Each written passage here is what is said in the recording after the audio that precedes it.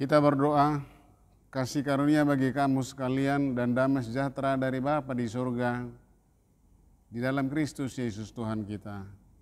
Amin.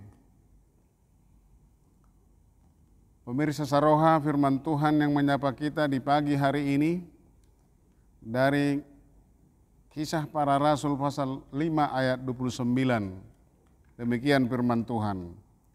Tetapi Petrus dan rasul-rasul itu menjawab, katanya, kita harus lebih taat kepada Allah daripada kepada manusia.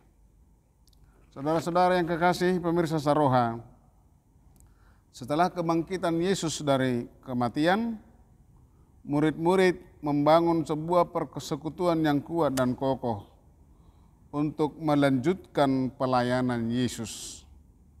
Dalam pelayanan yang penuh semangat dengan kuasa Roh Kudus, agar mereka dimampukan melakukan mukjizat.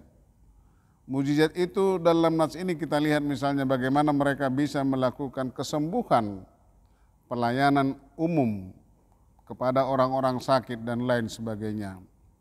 Kemudian dengan pelayanan melakukan mukjizat itu, mereka pun tersiar dan terkabar ke seluruh kota Yerusalem. Melalui persekutuan yang mereka bangun dan kuasa Roh Kudus melalui mukjizat yang nyata, tidak semua membuat orang senang. Karena ada orang yang tidak percaya, bahkan ada yang iri hati atas pelayanan para murid Yesus. Jadi kalau kita baca misalnya dalam Kisah Rasul 5 ayat 17 sampai 18. Akhirnya mulailah imam besar dan pengikut-pengikutnya menangkap rasul-rasul itu, lalu memasukkan mereka ke dalam penjara kota. Pelayanan para murid Yesus telah mengalami banyak hambatan dari orang-orang yang iri hati dan dengki. Petrus telah menunjukkan keberaniannya dalam hal ini. Dia bukan takut sekalipun ancaman untuk dipenjara nyata di hadapannya. Bahwa dalam diri Petrus tidak ada rasa takut sedikit pun terhadap tekanan manusia ataupun terhadap kuasa manusia. Para rasul telah mengambil pilihan untuk lebih taat kepada Allah daripada kepada manusia. Kita perlu percaya, kita sangat percaya bahwa Yesus sesungguhnya selalu menyertai umatnya, apapun ancamannya yang membahayakan bagi kita. Karena iman percaya yang mengharapkan kuasa dan kekuatan Allah hendaklah ada di dalam hidup kita.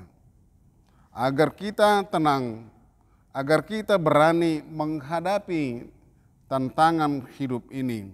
Agar kita berani menghadapi pergumulan hidup. Jangan pernah kita mengorbankan iman, percaya, sehingga kita tergiur oleh jabatan, kedudukan, dan kuasa dunia atau kenikmatan sesaat yang ditawarkan oleh dunia ini. Bersaksi adalah amanat Tuhan Yesus kepada orang-orang percaya. Cara menjadi saksi Kristus bukan hanya dalam bentuk verbal atau dalam kata-kata semata, namun terlebih utama lagi dilakukan dalam bentuk nyata. Jadi jangan tergoda, jangan tergiur dengan godaan hanya karena pangkat, jabatan, dan kenikmatan dunia. Bersikaplah tegas, menolak semuanya itu. Sebab jauh lebih bahagia orang yang taat kepada Tuhan Yesus daripada taat kepada dunia ini.